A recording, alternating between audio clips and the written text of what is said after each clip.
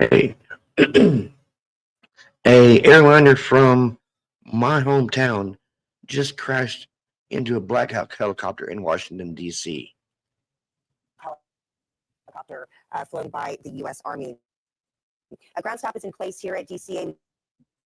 A terminal does remain open at this time. The President Trump has been briefed. This, according to his press secretary, Caroline Leavitt. He's been briefed on the incident and is offering his thoughts and his prayers with all those involved, along with Vice President J.D. Vance, getting word that he also is aware of the situation and is asking everyone to say a prayer for everybody involved in this mid-air collision. Just getting new information from the FAA now on the airline.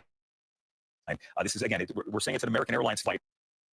It's flown by a subsidiary, PSA Airlines, a Bombardier CRJ-700 regional jet colliding midair with a Sikorsky H-60 helicopter while on approach to Reagan National, again, right around 9 o'clock, which was the scheduled time that this plane was supposed to land.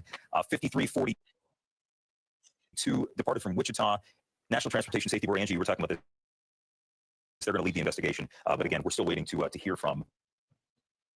They'll oversee everything, but they'll work in conjunction, of course, with the FAA to see how something like this could happen. What you notice when we looked at that video from the vantage point of from the Kennedy Center, where you see basically what appears to be those two aircrafts coming together and conjoining into that fireball before it just disappears and falls out of the sky. You also see, and you draw people's attention. Don't look at that, up above. Don't look at that aircraft. It's a busy airport. Yeah, there are multiple planes at any given time coming through, and it really is, the logistics and the flight path. What they do is pretty darn incredible every single day, considering the amount of traffic that goes in and out of our nation's capital. And as you know, mistakes can happen. And in this case, we don't know what happened. Yeah. And we actually are still waiting to find out if one or both of the aircraft still are in the water and how many people are involved, if there are survivors, if anybody has been rescued at this point. Yeah. We have our crew on the ground. Sierra Fox, you saw there at Reagan National, working her way into the terminal, and hopefully we'll be able to get some more information from her. We still don't have a timetable on this press briefing that we're expected to get from officials there at DCA. We're hoping it's been, maybe a little over an hour and a half, 90 minutes or so since this news broke. By the way, mentioned Ted Cruz, and the reason his insight on this is actually quite important is because as a senator, he's on the Commerce Committee, which oversees transportation. Chair of the Commerce Committee, which covers transportation. So, he would be one of the ones getting a briefing. Again, we heard from Senator Jerry Moran of Kansas, Congressman Don Beyer, who represents Northern Virginia, also getting some of that information. Again, but if you know anybody who is heading into DC, I would imagine this is not just going to impact our traffic tonight, but at this point, what it could do tomorrow for travel coming in and out of Reagan National Airport. We have crews all over the scene tonight. We're working different angles here, just because all this information is coming in. We're trying to sort through all of it and get through a lot of the noise. But a lot of the things that were suspected throughout the night so far checked out. Like a military helicopter, which the initial reports said it was a DC police helicopter. It is not. Military helicopter, a passenger flight. Those planes, the CRJ-700, it's in the skies. And I know we've had a number of various across the country so-called close calls. And there is a certain belief that people know when you get on an airplane, you're putting your life in the hands of the captain, but you also know that we have a rigorous system of training and a rigorous system of safety protocol. We just mentioned the last time a major incident at Reagan National back in 1980 for Florida Flight 90 down. Right. It's been some time that we've talked about something like this in our nation. It has been, and that is correct.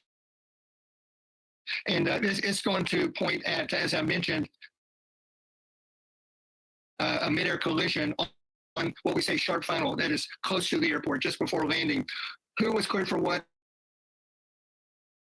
and which airplane was in the right position, aircraft, I should say, the helicopter, the PSA, which was in the wrong position at the wrong time. That is a big mystery. Obviously, you have a different speed of the Bombardier 700 jet versus the military aircraft, the military helicopter, I'm sorry, which is going to be flying at 30, 40 knots. Yeah, it's coming from my hometown. I hope nobody was on board that I know.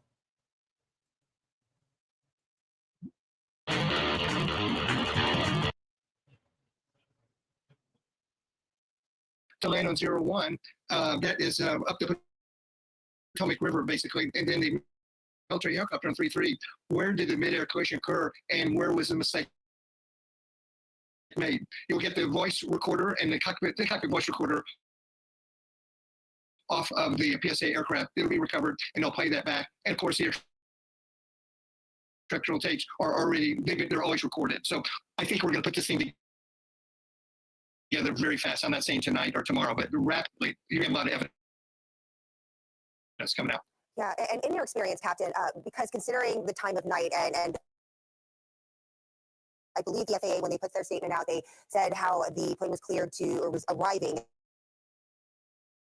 and landing on runway 33, which that could be any runway. I don't know the layout of the ground there, but considering the fact that it seemed like a good day, we did have a lot of high wind out there, but overall, a clear night. To be out there in the skies, visibility and issues. I mean, I know it's all preliminary right now. Hey there, Toads. But in your experience, the possibility of something like this happening, choosing the wrong runway after being cleared for a certain one. I mean, what are the chances that that can happen, and what could be the factors involved? Yeah, it's a mistaken event. We have electronic equipment on the aircraft, for example, for runway 01, that allows you to land in very low visibility. It's called instrument landing system. On runway 33, I haven't flown into Washington, Reagan. I flew internationally. That's not till Friday, brother. Is it choppy? Before I retired. In any event, it either has an ILS, which is very accurate, or an approach to keep it simple. For your listeners or viewers, that is, it's based on GPS, global proximity systems. But so there should have been adequate spacing, and there would have been. And why there wasn't, that's going to be a matter of question. But you do raise a very, very good point. Regional airlines, larger, the 747s, 777s, Airbus, 737s, etc., and this regional airplane, they have TCAS, traffic collision avoidance system, and it picks up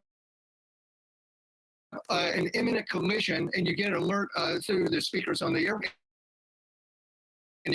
It says traffic, traffic. So you're seeing the other aircraft, even a helicopter. And then if a collision is imminent, I'm not saying the next second, in about 20 seconds, it'll say climb, or of course not descend. You're very close to the ground. So that's going to be a question. The TCAS is TCAS. Did the military aircraft? I flew military, but a military transport, and so I don't know if the military helicopter had the TCAS. That's a big question. Why didn't it go off and alert one of the crews? Go ahead. Captain Lee, I want to ask you one more question, then we have to go. Yeah. When you're flying into DC airspace, I mean, you have low-flying helicopters. You have the question of, are they lit up? Are they visible? Is there much communication between military pilots and commercial pilots? Often military, an obvious occurrence of a situation with the White House right there. Most of the communications are on the same frequency we call VHF. Military can use UHF, ultra high frequency, but normally around Washington, Reagan, everybody's going to be on the same frequency.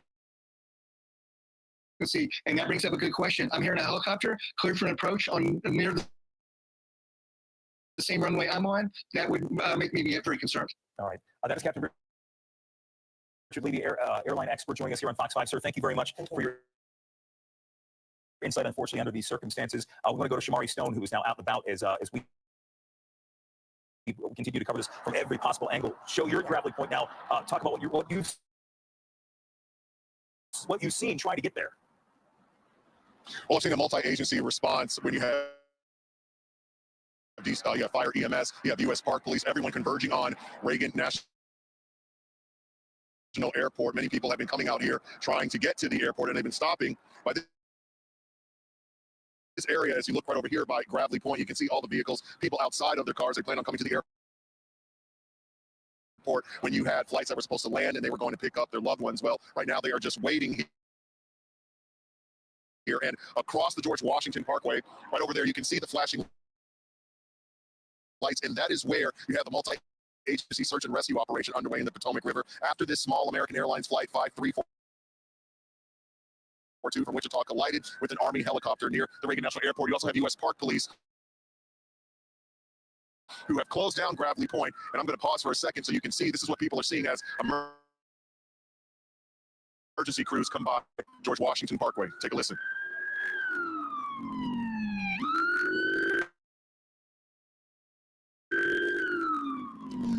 So that is exactly what people are seeing as they drive here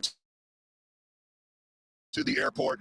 Folks are stopping as well with their cell phones, trying to capture all of this. And basically, the U.S. Park Police officer told me that Gravely Point is closed. But as you can see through all this activity out here,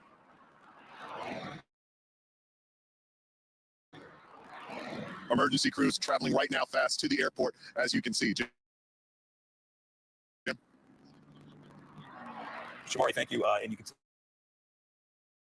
I think in a situation like this, as you point to the people who are out there, and we have seen members of the media attending to the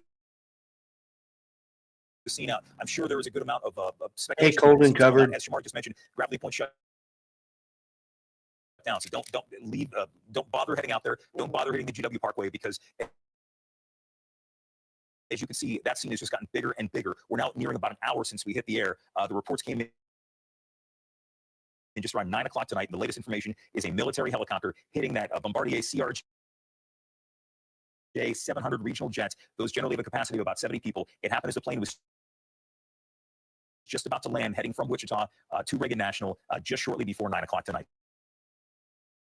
So that's what we know. And again, we're still waiting because we should get a briefing in just a little bit on this. Yeah, we have DC Fire, EMS, MPD, Fairfax County, you name it, they're out there. Several agencies all working together on this colossal rescue operation. We also know that Transportation Secretary Sean Duffy says that he is at FAA headquarters right now. He's at the headquarters. He is monitoring the situation. He was confirmed, just Tuesday. Just sworn in yesterday. Yeah, just yesterday. He was sworn in today. And so first day on the job, and quite the tall order here. But yes, he is at headquarters right now, and we also know that in addition to him, the president, also the Secretary of Homeland Security, Kristi Noem, says that she's been debriefed as well, and Pete Hegseth also has said that they are there, ready to assist, ready to help in any way that they can. All right. So at this hour, again, as we wait to get more information on what happened, we do not have any confirmation on how many people were on board that plane. As mentioned, those rescue boats, at least were not. I'm seeing on the news on the TV, 60 passengers and 4 crew members on board we're getting in from the plane collision with Black Hawk. It was a Sikorsky H-60 helicopter while on approach to runway 33.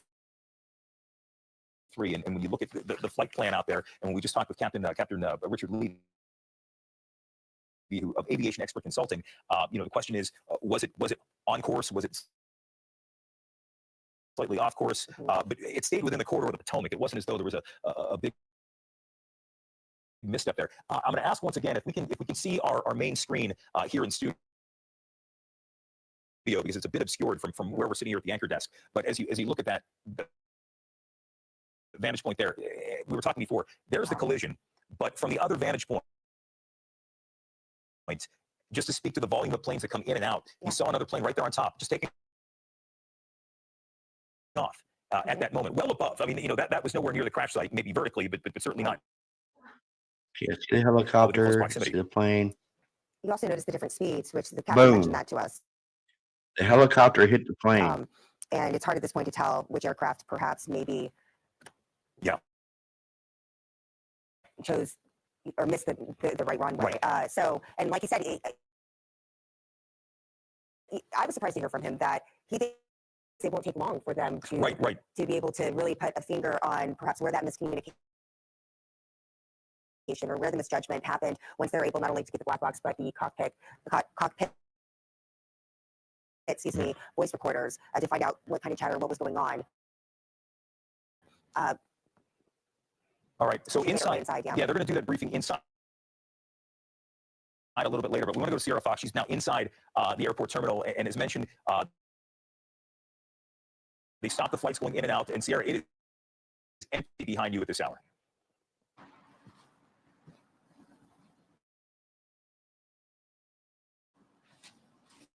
Ominous, Bill. I mean, look, it's completely empty. There's no one behind the computers.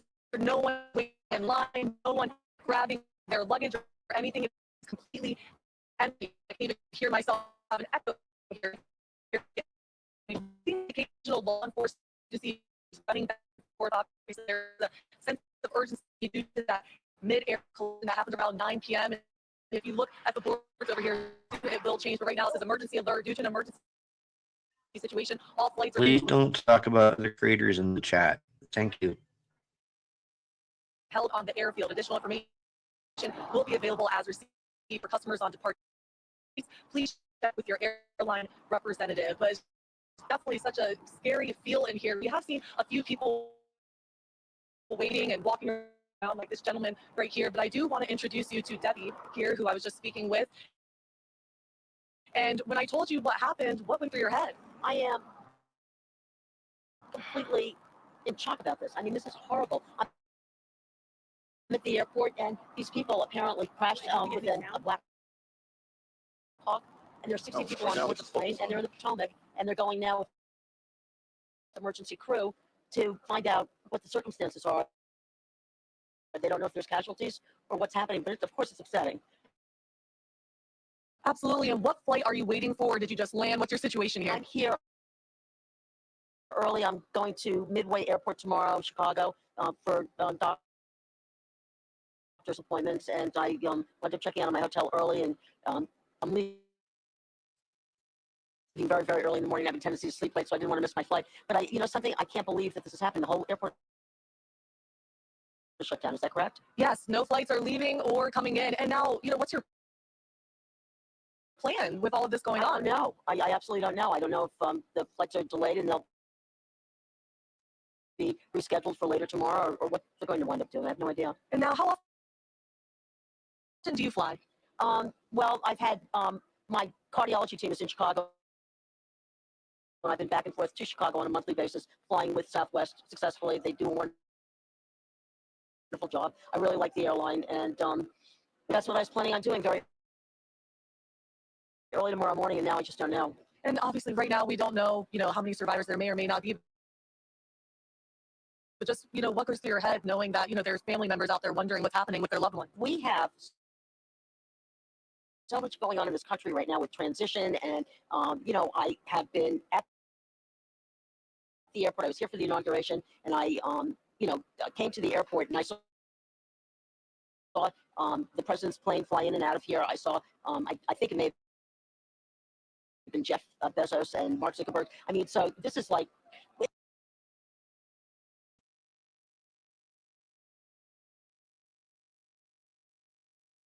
they just left like the other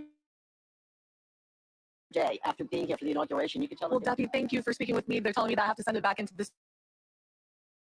studio right now. And of course, when a briefing does happen here at Reagan National Airport, we'll bring it live to you right here on air. At this hour, the information we're getting, again, from authorities is few and far between. Most of it is just thoughts and prayers from the likes of Mayor Muriel Bowser and many other lawmakers at this point. But we're still waiting to get concrete information on what happened. Yeah, until we have that information and the details and the facts, it's hard. It's hard to even put into words how people are feeling right now. I know that as I look at, I'm getting text messages from people who are from Wichita, who are friends of mine. I fly that path often. I know it very well. It is just utter shock. Yeah. People are lost for words. What do you do at a time like this? If you can't be there on the ground to help out in a situation like this, we do know that we are awaiting that briefing, but I know you mentioned, Jim, Senator Ted Cruz talked about monitoring the situation at DCA and how they will be briefed tomorrow morning. That is what they've been told, is that they are going to be given the very latest information from the FAA themselves.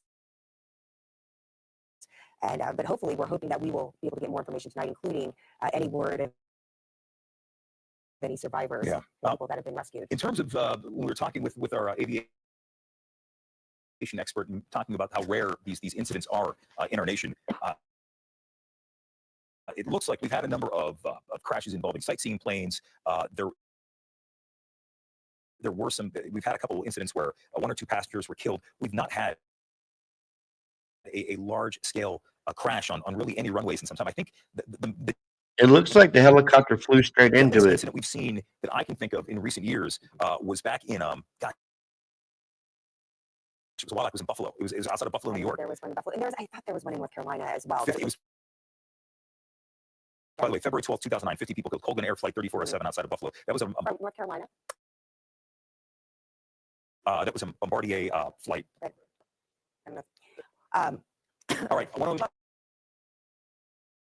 Let's bring in Kenneth Moten. He's here in studio now, just miking up and getting ready to go. No, I've been listening to you guys' conversation because it is stunning when you think about the safety record at DCA. And you think about the air travel in this country, it remains mostly safe. And we have to really search for incidents where we've had incidents of death, of these fatalities, or anything large scale like this one. When it comes to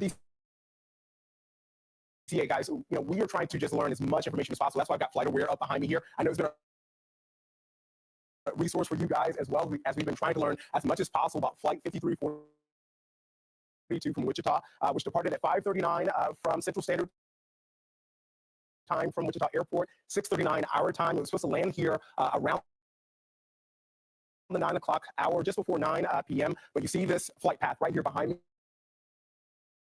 me. We zoom in and we can see moving up the Potomac, and it's very eerie of where it stops here, close to DCA into the Potomac there. That is a very normal flight path that we see for our regional jets here. And Jim, just getting information from Fox News, we're hearing the 3 soldiers were on board that Black Hawk helicopter. So we're confirming that, but again, no word on their condition. But that's just the information coming in. I just want to make sure we get that information out there. And again, we've been telling people, as soon as we know, we will let you know as well. But that is the word that Jim just relayed to us. 3 service members on that Black Hawk helicopter. Again, we're still trying to find out exactly how many passengers and crew were on flight 5342. Again, American Airlines, operated by PSA. Just because it has 70 seats, obviously doesn't mean there were 70 passengers on that plane. But we're working to find out, when departing from Wichita, how many people, how many souls were on that flight as the rescue operation, the massive rescue operation of the Potomac continues right now. As you take a look at that live scene happening, we still are taking a look at Flight Aware, trying to learn as much as information as we zoom out. I want to take you, let's zoom all the way out, guys, zoom all the way out. You see this flight path here, everything moving smoothly, going back east here on a flight that, when we look at the flight path, when we look at the flight record here as well, this is a flight that this has been done numerous times here. And it goes into DCA. You heard Jim and Angie talking about DCA. It is the nation's busiest airports and runways when it comes to the size of it and the fact that it is in the nation's capital. And we see about 800 flights in and out of DCA every single day. You do the math on that. Every minute you're seeing flights landing, taking off, and really there can be no room for error. And so when we talk about the safety record, it is stunning that it has been a decade since we have seen a plane crash or something to this magnitude. We talk about Air Florida Flight 90 there, 43 years ago where the incident happened, and now it appears that we have a very, very unfortunate, catastrophic situation here with this flight 5342. Again, as we try to learn more about this flight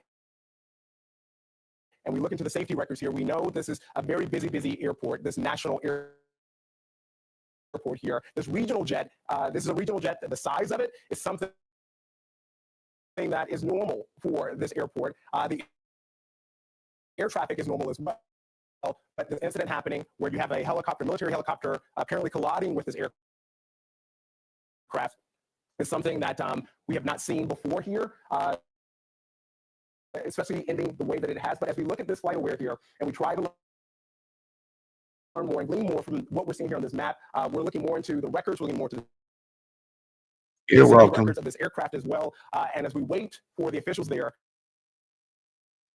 here on the ground to give us more information, we will bring that to you guys as well.